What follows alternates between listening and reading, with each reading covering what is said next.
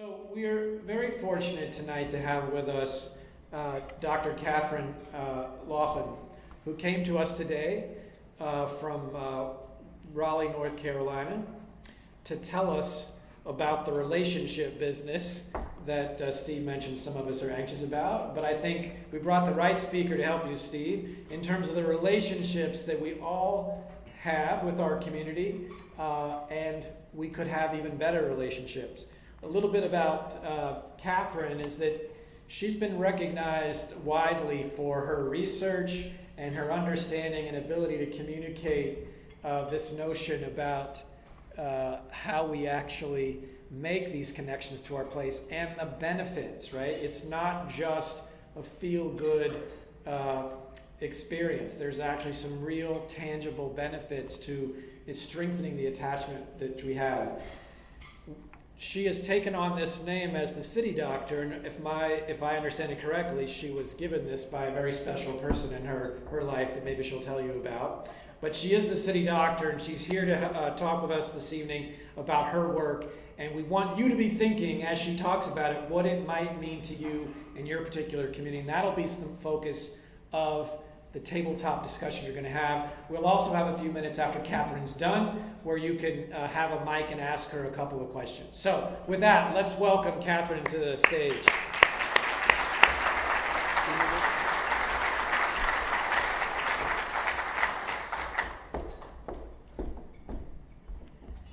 Well, good evening, everybody. I am so delighted to be here, actually.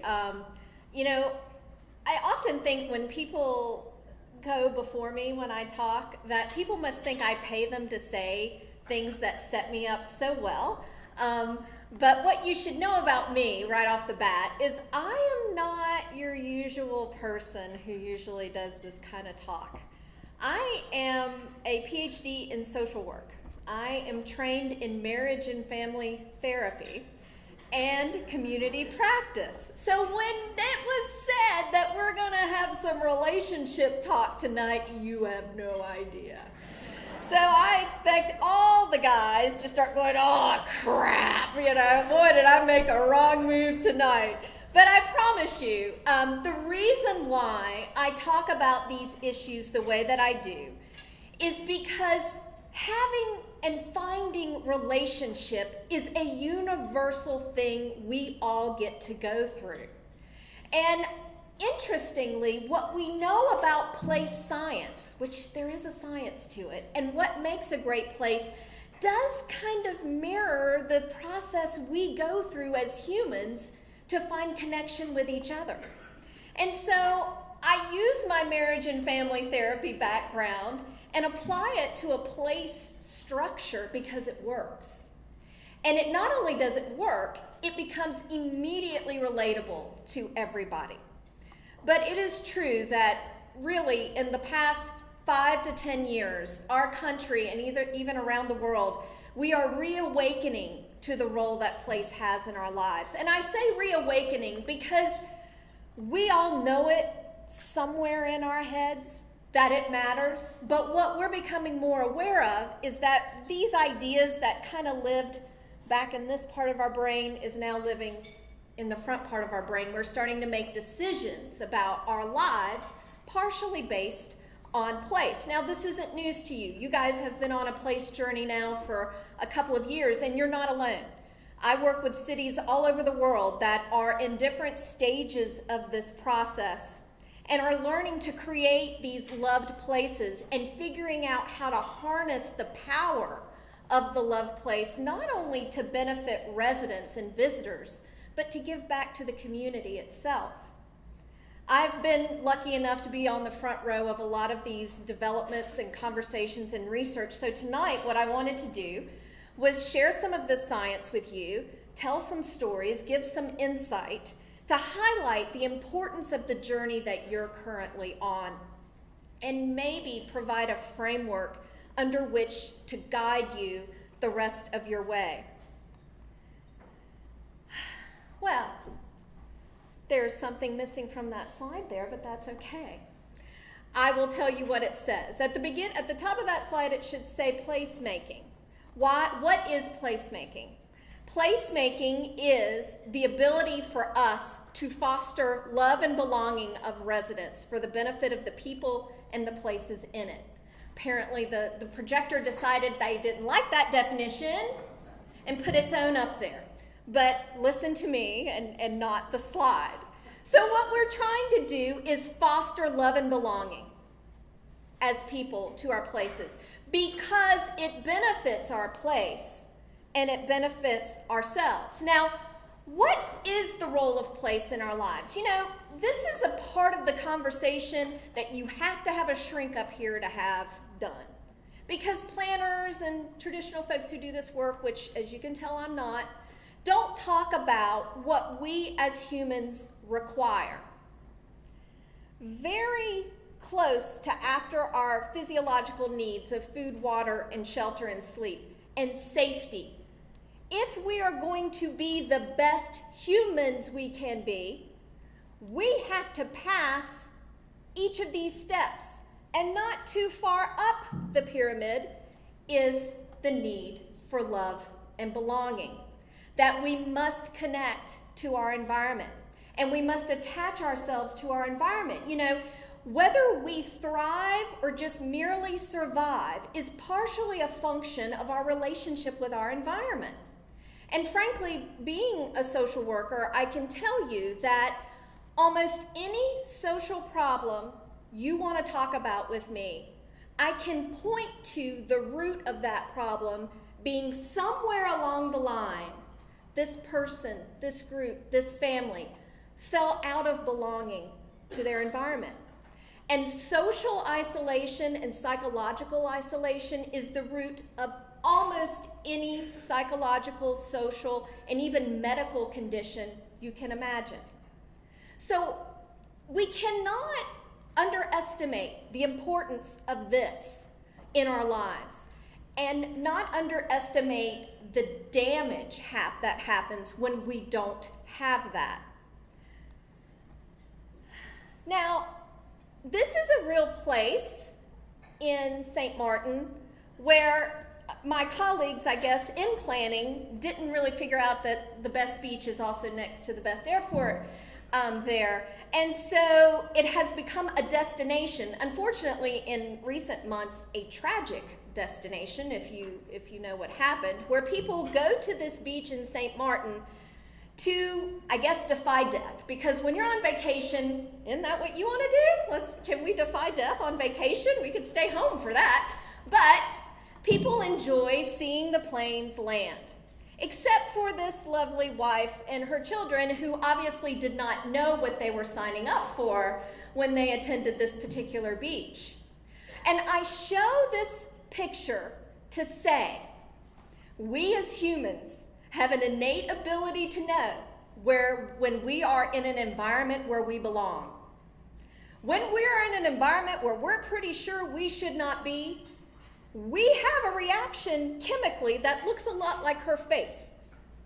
Panic, terror, fear, flight, all of these negative outcomes. We produce chemicals that tell us, get out, get out, get out. And so this idea of person and environment fit is so fundamental to us as humans. Almost every discipline you can name has some version of this in their literature. Whether it's psychology or social work or social psychology, organizational psychology, anthropology, even ergonomics. How well does that person fit in that chair? That environment of the chair. It is a fundamental need that we all have. So when we feel connected to our environment, we respond in a different way than when we don't. So much of what we know of us as humans can be boiled down to this basic concept of needing to feel connection to our place. So you add that within Maslow's hierarchy of needs of us as humans, you start to see pretty quickly that there are very few decisions you make in your life that affect more of your life than where you live and how you live. Now, on top of that, in the last 5 to 10 years that I've been doing this work now, 10 years, I had before then, I was a grant maker. I ran community foundation programs for Knight Foundation. I ran disaster relief. I did lots of grant making in communities to make communities stronger places. My master's and my PhD was in social work and social work and civic engagement. I found those things to be very powerful things in a community, but I always knew there was something else, because some places just seem to do better than other places with the same challenges, with the same levels of civic engagement. What's the difference? And in the past 10 years, I've been on a journey to figure out what is that magic thing. And I think I found it. So let me first explain some of the research findings around the power of place these days. First of all, so we're experiencing the first generation of talent that will choose a place over a job. So if you think about how our communities have been developed in this country historically, everything was focused around the job. It did not matter if there was quality or not quality, it was a job. And now I find myself really counseling parents who come to me and say, do you know what they're doing? They're just gonna show up there. They don't have a job. They don't know where they're gonna live. They just wanna live there. I don't even understand that concept. How can you show up in a place and not have a job? But kids are doing it in droves today because they wanna live where they wanna live, and they want their job to help them live the life they want. They no longer are gonna work to live. You know, it's gonna be a different equation for them. And so a lot of communities now have had to change the way they think about how they present themselves. Because I work with a lot of CEOs as well who care about talent recruitment and retention, and they've been on the front lines of this for many years, and seeing a wonderful job package being shoved right back across the table at them, and the young person saying, I gotta live where? And the CEOs say, I'm not built for this. This used to work. This doesn't work anymore. So we've changed the equation by that one simple little economic engine, choosing place, finally, over a job. And if you think about the global competition for talent, when you have really talented kids who are going to be recruited by more than one place, you would be amazed, 90, 95, 98% of their decision process is exclusively about the place at that point. And then, on top of it, so suppose you get people to come and take the job. We're finding that the lines between place and workplace are incredibly blurred, so that people's relationship with their place comes in and affects how good a job they do in their work. It affects productivity, it affects satisfaction, it affects retention. So when you start to see, well, we have this new challenge in getting them there, and then, you know, the big thing, and Gallup was really big into this, was around employee engagement. You know, oh, we got a great workplace, we go have fun, and we have cool meetings, and we do all this stuff. And that's wonderful, because that's what the employee engagement literature says you have to do, have a happy employee. But here's the bad news for a lot of business leaders. If when that person leaves your office door at 5 or 6 or 3 and goes into that community and has a not good experience there, doesn't feel connected in that place, it's just as bad as if you didn't have anything offered in the workplace. And so employers are saying, wow, now, you know, it's affecting how well I'm able to hold on. Things that are happening to people when they're not even in the office. And it is truly happening. Now, we also now have very clear empirical proof that I'll be talking about tonight, that place quality is one of the determining factors in economic growth for places now. It used to be how many businesses can you get, what kind of tax incentives, and you know, all of that to get businesses to come here. Now the equation is a bit different. There are things around place quality that now matter for economic growth and even tourism. How well, and I work with a lot of tourism organizations, how well can you authentically translate your narrative into a visitor experience? That has everything to do with place quality. It doesn't necessarily need to have anything to do with bungee cords and, making everything Disney World, because today's tourist wants to have an authentic place experience. They want a Disney World, they could head to Orlando. So understanding what your narrative is as a place. Now, back to what I was saying earlier about how I'd been on this mission to figure out why do some places just do better.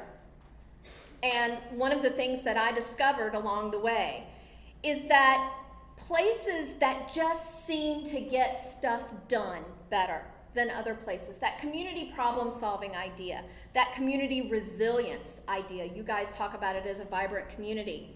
There is a strong connection between the effectiveness of that work and how much do people there love that place. Because when people feel a sense of attachment to their place, they will only let things get so far. Because they see their destinies tied to that place. They don't see themselves as me, place. They see it as this. And when people see their destinies tied to their place, they become a lot more motivated to be a part of the solution. It's no longer cute to be unhappy. It's no longer cute to sit back and say, bah humbug, because now it's me as much as them. And they just make things happen differently. And we're going to talk a little bit more about that. And of course, you guys talk about quality of place. I talk about quality of life in a place. It's still the same idea, but there's a lot of talk these days about quality of life. I mean, and it's funny to me because I often see people at events like this just saying it back and forth to each other, quality of life and quality of place and quality of, and isn't that, and it's like this password we just keep saying, nobody really knows what it means exactly, but if we keep saying it, we'll kind of figure it out, we'll know it when we see it. Well, actually, quality of place or quality of life places is something definable. It's about two things. It's about, do you have the recipe in place for a great place? Have you done the things that we know matter to making people love where they live? And I'm going to talk about that tonight. But even if you have all those things, you don't have quality of life. You don't have quality of place yet, unless it feels like quality of life to you. And that's the part we keep leaving out of these conversations. And so every time there's a new list out, the 10 best places to raise your kid or to start a business or to get married or buy a house or whatever, every day there's a new one. And people these days are looking at these lists and making life decisions based on that and going to places that are number 1, number 2, number 3 and hating it. And then they think, then this quality of life thing is ridiculous. It's not true. That's not it. It's that you've only looked at one side of that equation. Did they do the things that got them to be high ranking on the list? Yes, we checked those boxes. But you still have to put people in those places to see if it feels like quality of life to you. I live in North Carolina and our social offerings are way different than New York City's, right? As they should be, because our narratives are different. So when we're trying to understand quality of life, it's about being well matched with your place, because that's how you create quality of life for you. And that's the only quality of life that matters. We cannot, and if we can all find quality of life in one place, then that becomes the root of our bond to each other. And that's how we get at some of these other harder issues that divide us. So I'm going to say more about that. And finally, every day I hear about how, different data I have out there people use for different purposes. And it's amazing to me how many of our decisions every single day are at least partially a function of our relationship with our place. Whether we decide to buy a house or not buy a house, whether we decide to join a social group or not, whether we decide to socialize at all or not. Even things like how likely are we to do things that we know are good for us, like walking, getting out in the community, taking care of ourselves. Going to the doctor, especially in elder populations, is partially a function of how comfortable that senior feels in that community and how able they are to do that. So when you think about it, from the time you wake up in the morning till literally the time you put your head down at night, every decision you made that day was partially a function of how you feel about where you live. And so when I say that this is a life's work worth doing, I hope you start to see why I'm so insistent that we understand why this work matters to us as humans. Now that's the human side, the individual side. But what makes a loved place? So I was the lead researcher for the Night Soul of the Community project, which was a project that was powered by the Gallup organization. We used Gallup. It was a 3-year, 43,000 people, 26 city research experiment where we were trying to figure out what makes people love where they live and why does it matter. Knight Foundation, if you're not familiar, is a place-based foundation. And so they had been making long-term investments in 26 cities to the tune of, well over 100, I think they're at $1 billion now that they've given to these places. And then around 2008, they were like, do places still matter? Are places still things? Or has technology kind of blurred the lines? So one place is as good as another. All rural places are the same and urban places, or is there a difference?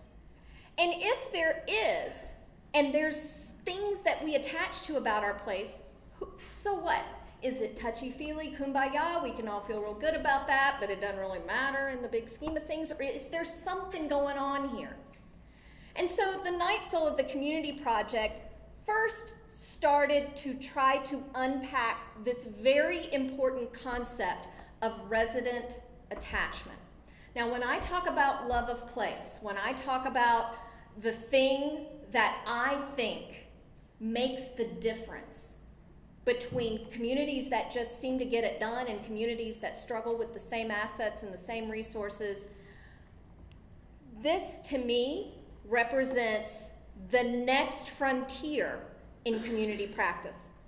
How well are residents connected to their place? And we would measure, see, the other thing you have to understand is that those of us who do this work cannot keep saying, well, it's hard to measure, it's real touchy-feely, you know it. No. You have to know that what you're saying when I'm talking to a mayor or a CEO or someone, that I can say, and we can measure it in your population.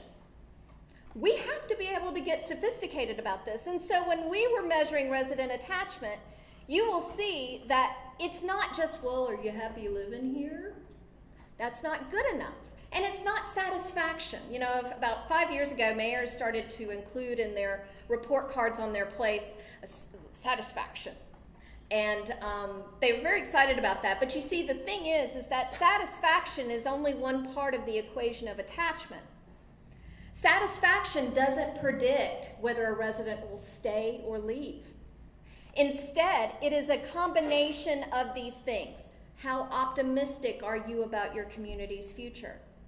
People who are optimistic about the future of their places are more attached to them today than they should be given the facts.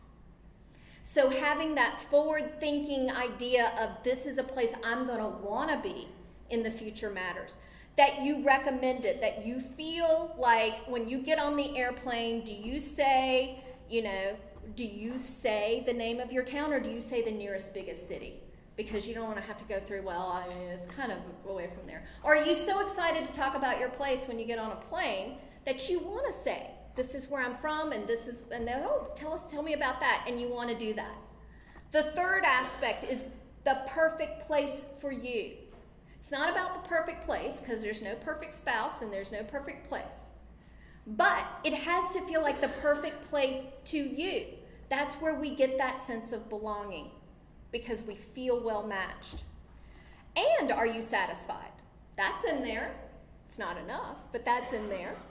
And then finally, do you have a sense of pride in your community? Again, every chance you get, do you get out of here? Or do you encourage people to visit you here? Do you encourage to see what more you can do to tell the world about this place, or to make it even a better place even? So we found that we could measure these things in people, ask them to rate how they feel about their place around that, and we could get a predictive measure of attachment. What do I mean by that? I mean that this predicted whether people stayed or went. This predicted their engagement in the community. This predicted their satisfaction in their jobs, their willingness to buy a house and start a business, and all of the other economic outcomes associated of when you feel like you're in the place you belong. Now, the challenge with that is that it's important to make this applied science. We need to know, well, what are the things about a community that pull these heartstrings in us? What are the things that make us feel this way? And we studied 12 things about a place. And we found everywhere, all 3 years of the study, whether we were in Detroit or Wichita, the same 3 things mattered the most in driving these feelings. And I'm going to talk about each one in turn. The social offerings, whether there are opportunities for positive social interaction in the community. The aesthetics, do you find the natural and built space pleasing? And lastly, openness. Do you feel like you feel comfortable in your own skin in this place and you think others could too? Could anybody make a life for themselves here if they chose? And when people feel good about these 3 things, above and beyond all the other things we talked about and we asked them about, basic services, safety, leadership, civic engagement. I mean, we asked them about a whole lot of perceptions about their place. These 3 things far and away predicted these feelings. So when people felt good about this, this was higher. Everywhere. Consistently. Each year we studied it, it got a tighter and tighter relationship where one would go up, the other did. I mean, it was amazing. And then finally, because we have to make this stuff meaningful in the real world, we had to have a so what. And so we started looking at, well, what does attachment matter for? If you have a highly attached community, do they get stuff done better? What's going on? And when we did this research in 2008 to 2010, which is when this research happened, and the economy was falling out of places, the thing that we ended up talking the most about was local GDP growth. That where loved places did better economically from a growth perspective. But because like I said, I still have students mining this data, we find out that attachment matters for school dropout. It matters for public health seeking behaviors. It matters for crime and safety. It matters for it matters for teenage pregnancy. It matters for a lot of the things that we track on about our place. One of the predictors of those things is how highly attached is that community, as it's defined by these things here. And the thing that my mayors love about this is that unlike civic engagement or social capital or lots of the things that we talk about in community practice, which I think are incredibly important, they can take a long time to build and takes a second to destroy. Attachment seems to work a little bit differently. If you can change public opinion of just one of those things, make it go up a little bit, you see same-year differences in attachment. It's a very nimble idea. Now, of course, the opposite is also true. When people start to not like those things, they immediately start disconnecting, almost immediately, within 12 months. You start to see that disconnection. So let me just briefly talk about each of these things. So social offerings is the #1 thing in 26 cities from Miami to Long Beach, Philadelphia, Detroit, Macon, Charlotte. I mean, they couldn't be any more different as places. The #1 thing that most predicted people being in love where they live is if they loved the social offerings offered by the place. And social offerings is this need that we as humans have. We're back to the human part. We're social beings. We require positive social interaction to thrive. And so we learned from Soul, because it was the number one thing in all 3 years of the study, that social offerings isn't extra. It's foundational to place. And so we have to be a little more careful about how we think about our social offerings. Now, social offerings is two aspects, really. It's the formal things to do in a community, and it's also the informal, the find your own adventure in your community. So when we were talking about me coming here and I saw the things that's going on with the expanded downtown events, the River Walk, the Grand Prix, and the wayfinding signage, you know, maybe you wondered, well, what is that going to do? Well, what it does is it says you can still have an adventure in our city and not be a part of a big old thing all the time. You can choose your own adventure, and here you go, and here you go, and you can go here and you can go there. And that really kind of matters. Okay, this also matters a great deal. Civility. So as we were studying social offerings, something amazing came through the data. And that is, if people loved the events and the opportunities to do cool things in the community, but once they got there, they had miserable experiences. They hated driving to the thing. There was nowhere to park. People are rude. You got mugged. I mean, you know, it kind of pulls down the experience. And so what I had to be very careful of is that the message is not just build social infrastructure until you can't stand it anymore. You still have to be very mindful of what goes on in those spaces. And not just in those spaces, but in life in this town. Civility still really matters, because we have places in our study, like Miami. Lots of stuff to do. Miserable experience. I mean, if you enjoy paying $30 for a drink and watching your car peel out as the guy who goes to park it and $40 for that. And I loved Miami. I lived there for 10 years. But there were things that you were like, okay, this is different than North Carolina. Like when they said, do I want my parking space rolled into my mortgage? What are you talking about? I mean, I got a driveway, don't I? Ha ha ha, you're cute and Southern, but we're going to keep you anyway. It's pretty much the response I got.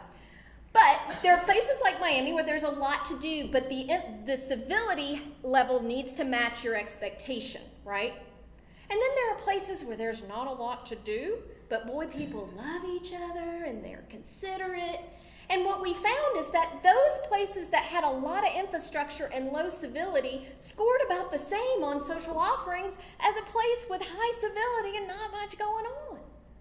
So the message became, you know, how do you find that sweet spot between infrastructure and formal and informal offerings and still caring about what is our narrative in this place around civility and how do we maintain that during that process of social interaction in the community, because it still matters. Now, aesthetics is, as we measured it, was really the green space and what is developed around it. This is the second most important thing that drove people being in love with where they live, is if they liked the aesthetics there. And it really shouldn't be that surprising, because the aesthetics of a place is the first and most consistent message a place sends about itself all day long. To visitors, to residents, to us, to people, you know, new, who've lived there forever and think they've seen everything. Your brain is still taking in messages from your environment, either making you feel or making you feel And so when we found that aesthetics mattered so much to people feeling connected to their place, it does feed into a lot of the things we talk about in attachment. Your sense of pride, your willingness to show it off to anybody, wanting to stay there, invite other people versus taking a plane every chance you get. And when you start thinking about it that way, you start to see the economic impact pretty quickly of these things that I think historically we saw as extra. Because goodness knows that this is one of the first things that goes when budgets get tight. And hard decisions have to be made. But what Sol came through and told leadership was, you can no longer redline these things in your budget without taking a hit. It's not extra. And you might still have to take a red line to it, but you can no longer live in the ignorance bubble that it doesn't matter, because it does. So when you talk about trails, parks, connectivity, making the trails work, making it better, having a district plan when you have waterfront, all of that stuff feeds in exactly to this idea. So don't let anybody tell you that it's extra, because it is your brand manifested. The other really cool thing about aesthetics is that it is probably the most powerful way you can honor your place narrative. Your aesthetics tell the story of this place. There's no New York City skyscrapers when we look out the window here. And when I go to Chicago, I don't see beautiful farmland like this, because part of the aesthetic is part of our narrative. So how well do we allow our aesthetics to tell the story of us? And when you can authentically market your aesthetics, this is the basis of your tourism. This is the basis for your local pride, because it is the first and most consistent message you send about your place every single day.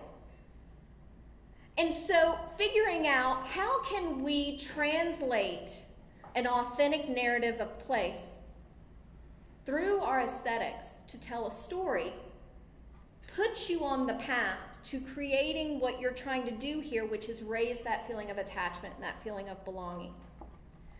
Now, the third most important thing in attaching people to their place is this idea of it being a welcoming environment that matches their expectation. Basically put, how well could anybody make a life for themselves here? And this is usually probably no big surprise where places struggle. And I have to say that when we studied openness, we did ask about the historically disenfranchised groups, because you have to. I mean, you have to know about how do you deal with immigrants? How do you deal with minorities? Do you think they feel welcome here? But we also asked, how welcome do you think young talent feels here? How welcome do you think seniors feel here? What about families, young families with no children? Families with children? So because we are not just our demographic, you know what I mean? We're also on a journey in our life. And we need our place to work for us in all those ways. So as the mother of a young child, I have expectations of my place around welcoming that might be different than when I was 21. So the idea is not just how well do we do with the disenfranchised groups, because of course you have to include that, but how well can we be the match for anybody, disenfranchised or not? Because the goal is not tolerance to some, the goal is belonging for all.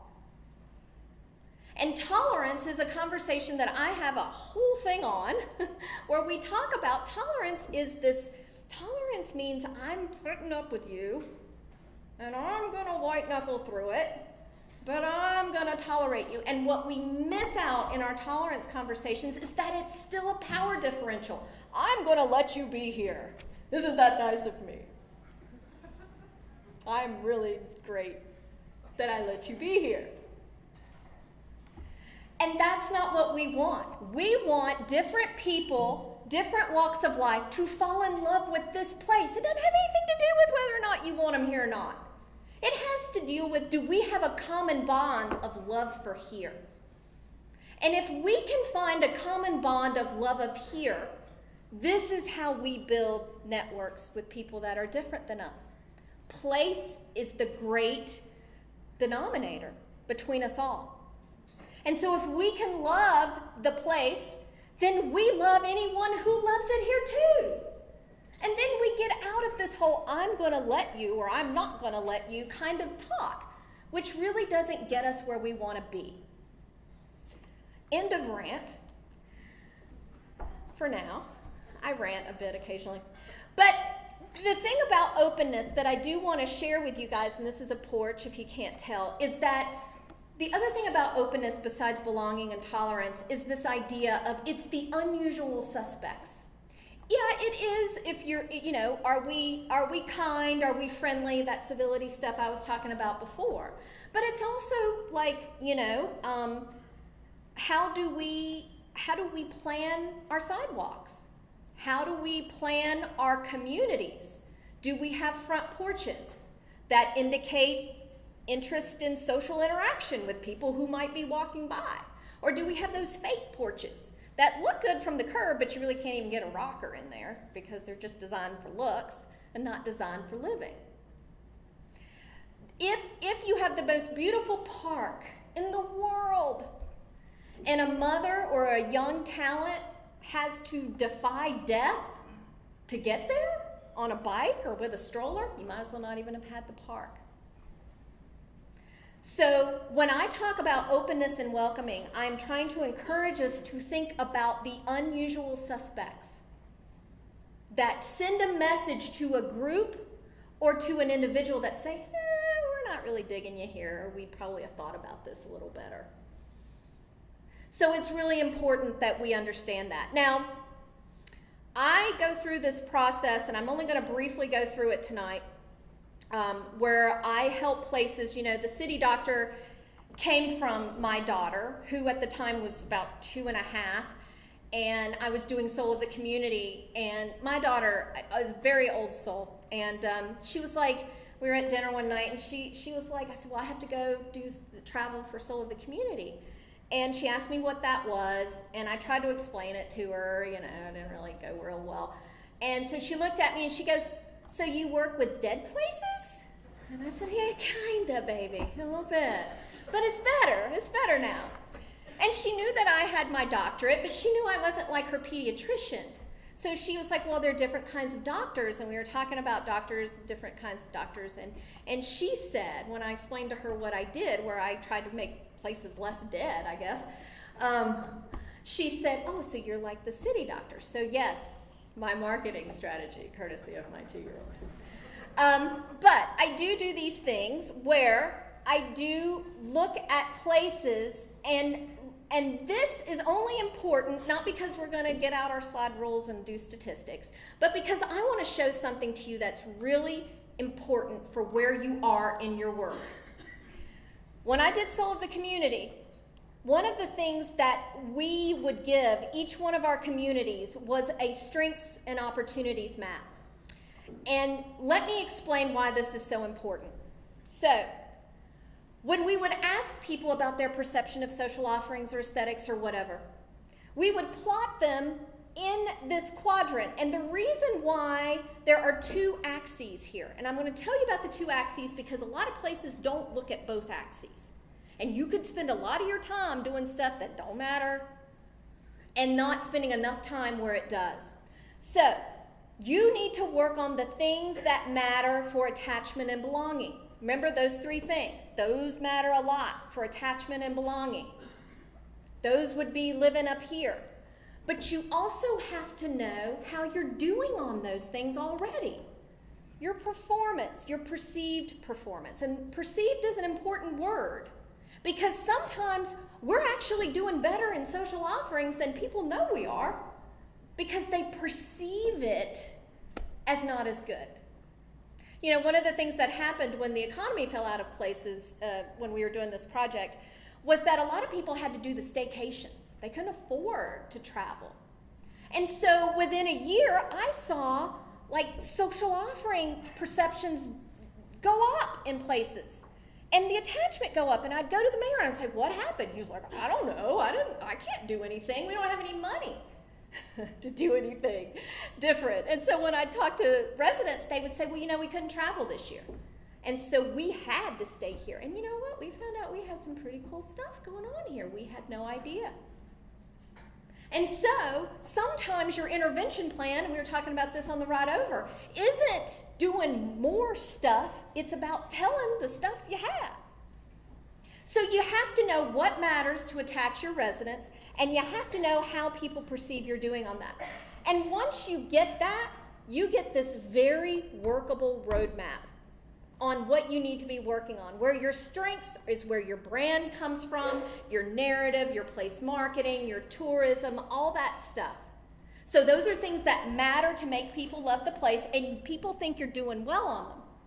And the opportunity section is where we have the little great ideas. That's where you have your portfolio of placemaking projects. That should be things we can do in 30 days that cost $1,000, you know, and then the more long-term things, a very balanced portfolio. That's how you do that stuff. That's how you figure it. But a lot of people spend a lot of time down here in a place where it doesn't matter for attachment, but you're investing in it like crazy.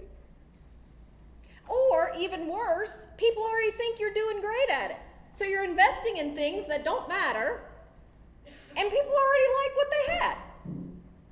But unless you diagnose yourself in understanding, then you can't do that. Now this one might be hard to see, but this is what a community's roadmap for success looked like. And this is pretty typical. You know, we had aesthetics. Over here is a strength. It mattered for attachment and people liked it. Social offerings, maybe better. Openness over here. And down here lived the stuff that we spend a lot of money on. And I can tell you, like garbage pickup and that we still have to pick up garbage. I mean, I'm not saying it doesn't matter. I'm just saying that people expect that everywhere.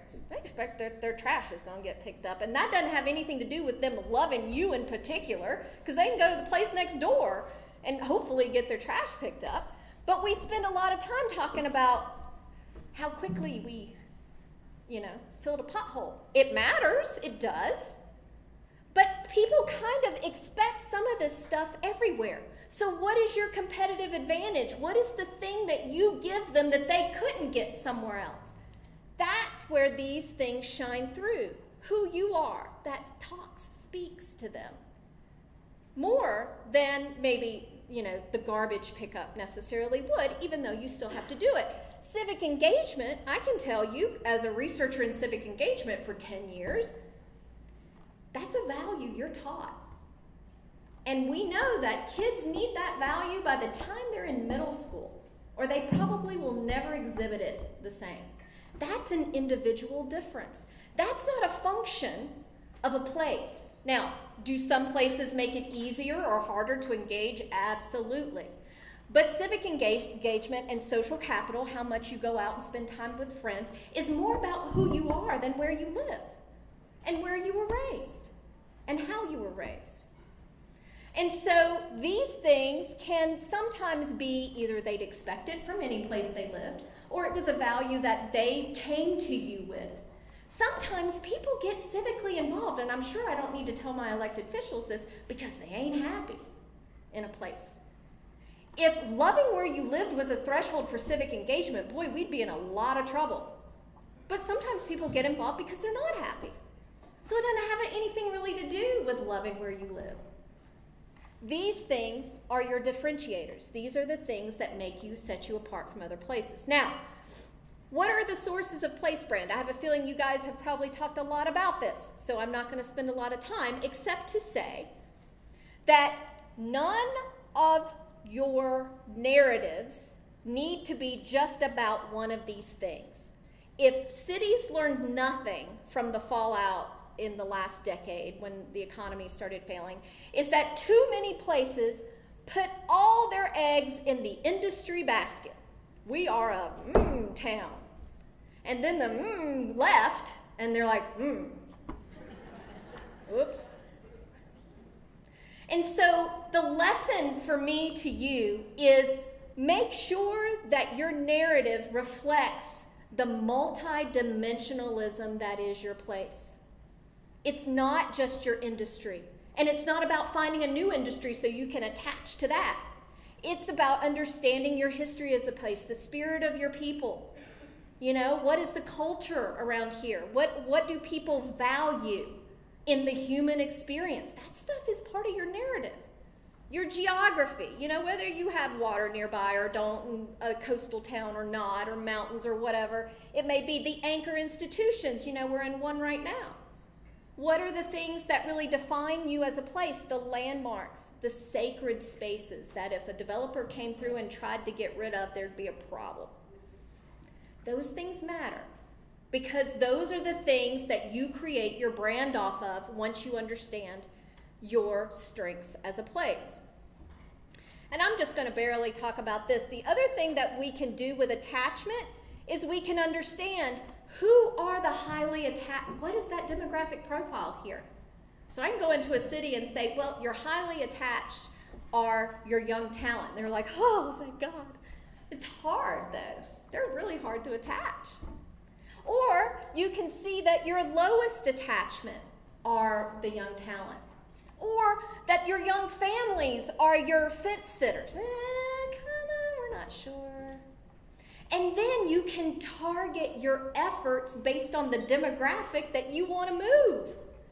If you're doing great with high-income people, if they're highly attached, great. The Community Foundation can get very excited that their high-wealth folks are also in love with this place. Community foundations across the country panicked when they saw that, you know, their high-wealth folks were over here because they can leave.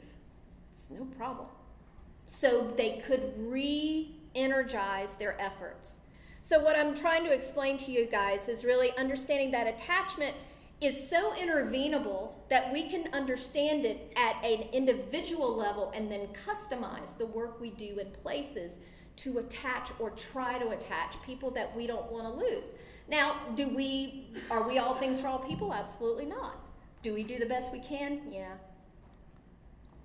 So I've said, and I'm almost done, I've said a little bit about the individual side. Why does individuals need to belong in their place? And I told a story about creating great places, social offerings, aesthetics, openness. And then finally, we're left with this world that I live in, that I wrote an entire book about, which is this idea of place match.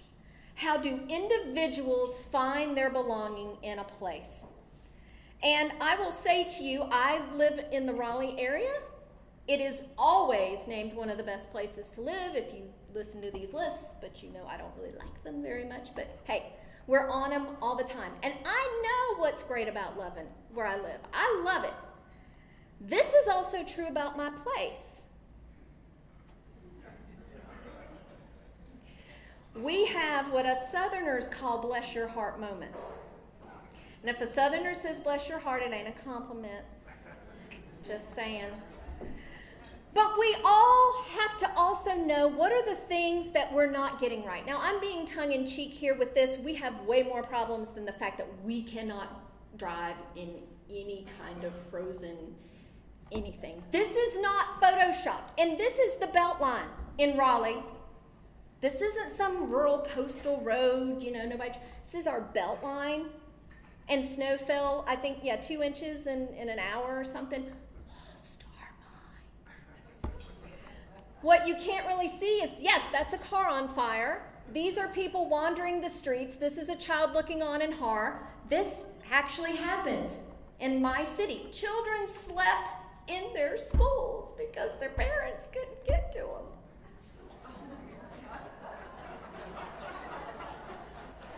2 inches. That's what I'm telling y'all. And this picture, now talk about press. This picture was on the cover of USA Today and every newspaper in the land. They were like, look at the idiots down there. And the only people that were happy about this particular bit of publicity was Fred's Beds, whose sales went up like crazy. Fred's Beds which I don't even, because every time the ice storm would come on, you know, Fred would get on TV and he's like, hey guys, it's Fred here at Fred's Beds. I plan on, you know, wiping out on the highway and y'all can come get your mattresses straight from me because we're all going to be sleeping in the streets because we can't drive in this stuff. But this was a real experience in my community, and we have a lot of issues. But when you are looking for your match in a place, you have to know what is lovable about the place, and you have to know what is not lovable about the place. We have a lot of you guys living in North Carolina. We have people from all over the country to the tune of like 500 households a month, you know, come into where I live. And these lovely people, because they get on television and they're like, hey, we're offering free defense driving classes down, you know, how to put chains on your tires and how do you live. And us Southerners like, oh no, we're just gonna sit by the fire and have some mint juleps. We don't really care anything about driving and any of this. Because we don't care. But you have to know what's good and what's bad about your place. So you can either be inspired to act to help, or at least say, oh, bless their hearts. Dating the place is what that slide says. There is, and this is where marriage and family therapy comes right in your face with places. Young people in particular date places. And dating the place is a very important concept for your new residents and for people who are thinking about coming here or visit here from other places. Dating your place has to do with how well people can get to know who you are as a place and feel a part of things quickly. We discovered in the Soul of the Community project that you have 3 to 5 years to attach people.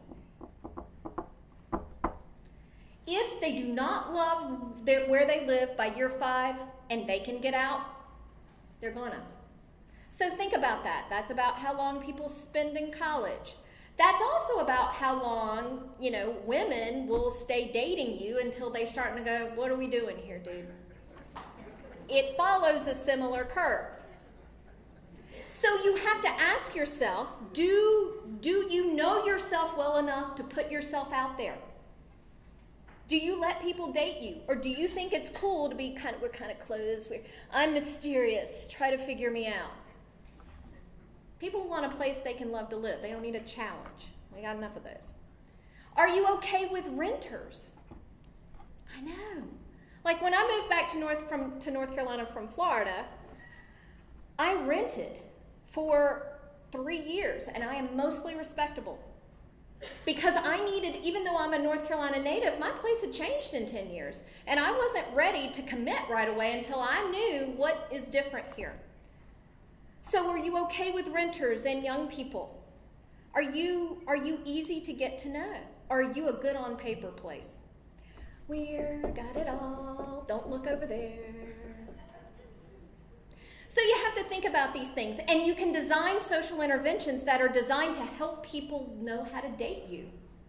Jane's walking tours of your community is a great example of this. This is how people can get to know their place, the history of the place, the downtown, the new things happening. Walking tours cost nothing, and they start to attach people quickly because they give them a way to get to know you. Now, this woman, having a very private moment with public art, is our goal. We want people to marry our place. We want people to be unabashedly in love with it. Because when people are unabashedly in love with where they live, magical things start to happen. They start having this, they start contributing to the vibrancy of a place. You know, the other thing that I meant to say when I was talking about the great place is that you have to understand that in all 3 of those aspects, social offerings, aesthetics, and openness, but particularly openness, this isn't about what has my city done for me lately. This is about what you as residents contribute to the fabric of the quality of the place. There are some things you can't fund. You have to bring to the table as people. And so when we are trying to make our city feel like a place where people could belong, where we belong, where we feel so in love with it that we see our future tied with that place, people start creating that vibrancy that we care about. And it builds what I think is even more important than vibrancy. I hope I don't get kicked out for saying this. Resilience. Because vibrancy says, hey, we're on the positive side of things. Resilience says when it gets bad, we got a safety net that stops it from getting too bad. We bounce back because hardships are going to come.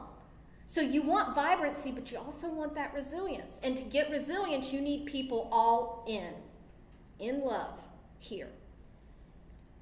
So it is really about the minds and the hearts of the residents committed to a place.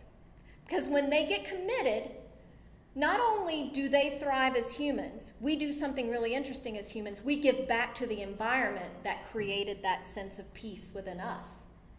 So it creates this very needed ecosystem where the place gives you what you need, and in return, you give back to that place in the ways that you can.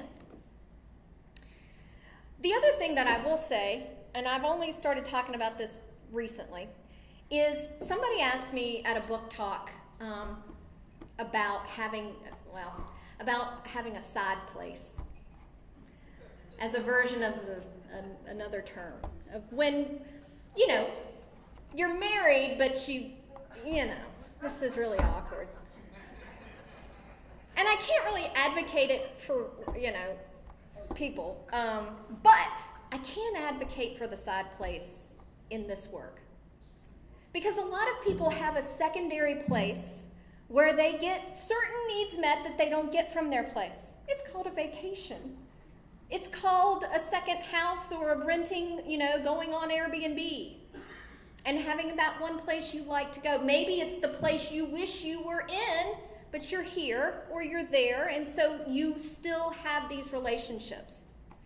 The side place is okay in this context because it means that you're not going to go marry them,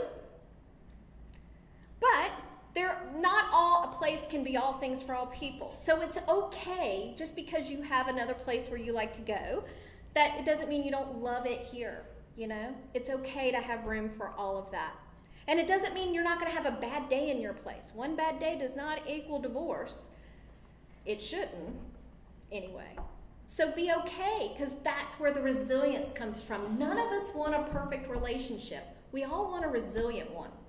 One that we can have great days with, and the bad days we bounce back from. And when you have that with your place, you feel it. And places who have a lot of people who feel that way about it just do better. Now, sometimes it don't always work out. And I think one of the things I've done a pretty good job with my mayors is saying you got to be okay with mobility. You're not going to attach everybody forever. It's okay. Kids leave. Sometimes they come back. They're called boomerangs. They go get their education, then when they get serious about life, they'll want to find you again. But you got to be okay with letting people go. What is not okay is to pretend that you're a place that you're not. Let them go and get their first job and their experience or whatever and come back to you. Let people discover other places. It's okay. Because what you want is to optimize your place to be a natural match for people that you would really be a good fit with. This can't be smoke and mirrors. It can't be bait and switch. It's got to be authentic. So it's okay when people say, you were good for me now, you're not good for me now. And now you're not, and I need to move on. But you need to know who's leaving and why they're leaving.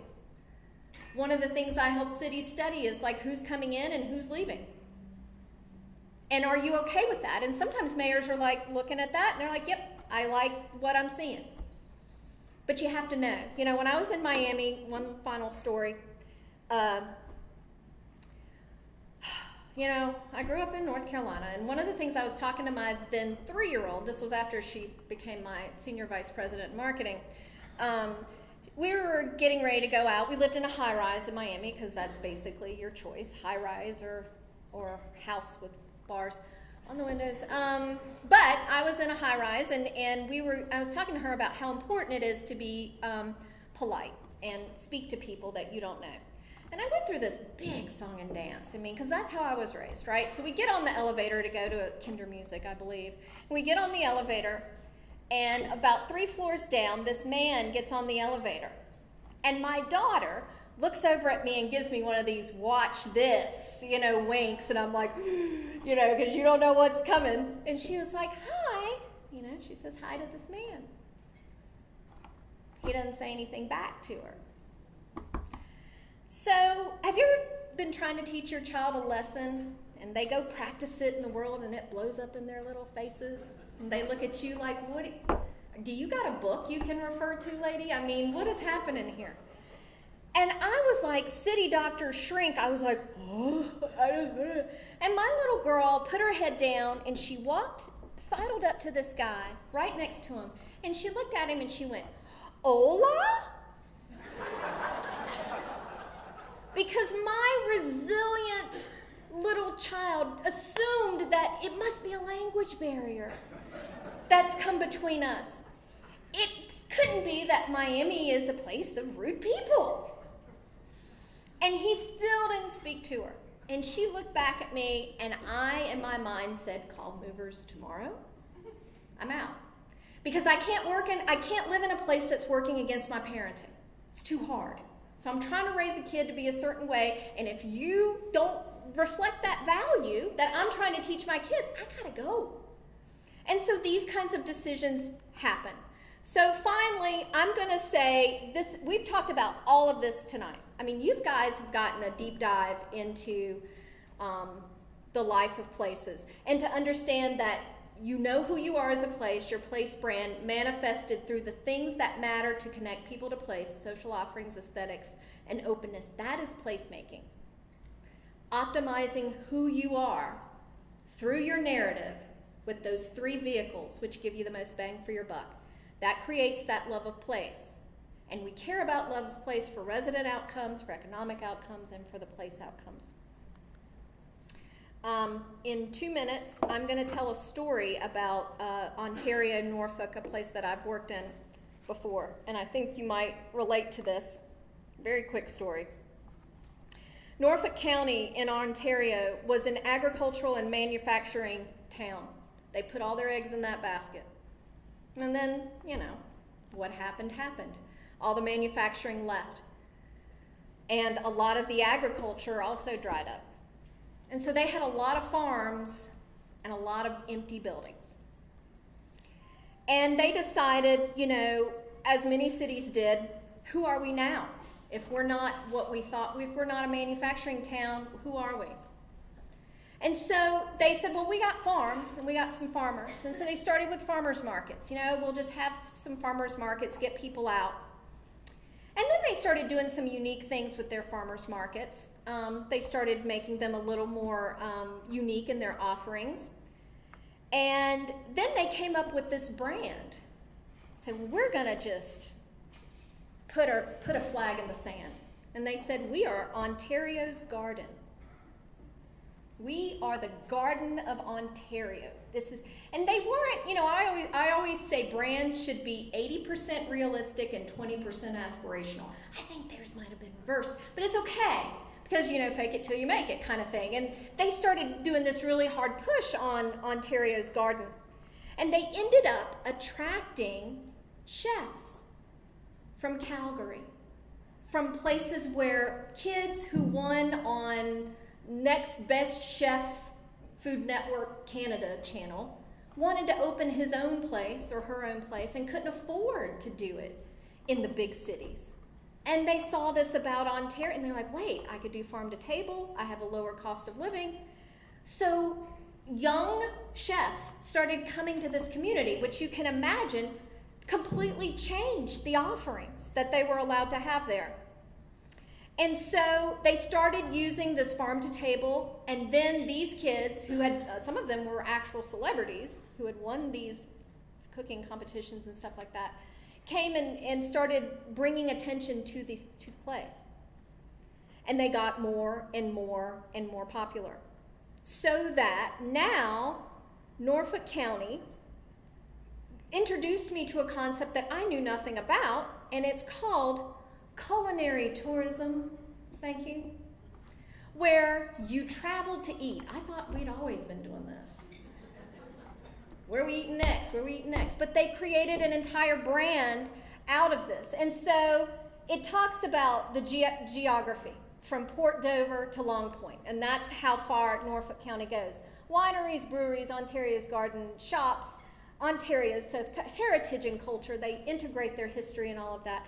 And when I say they went for it, these are their food ambassadors. These are all the things that you can only get in Norfolk that are #1 in production. So, for example, cauliflower is produced #1 in Norfolk up for Canada. Strawberries. And they listed, so they didn't just say we were that, they started proving we are this. You get all your strawberries from here. You get all your tomatoes from here. I bet you didn't know that. And then they created these really interesting food journeys through the county.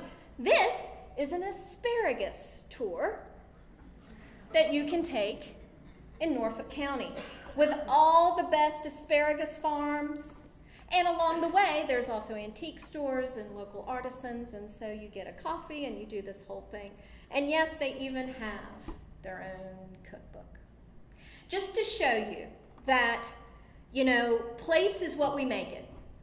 But we have to know what we have to work with.